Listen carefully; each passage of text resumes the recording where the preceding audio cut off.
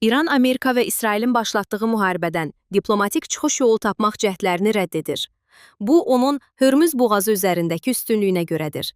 Bu barədə Washington Post mənbələrə istinadən məlumat yayıb.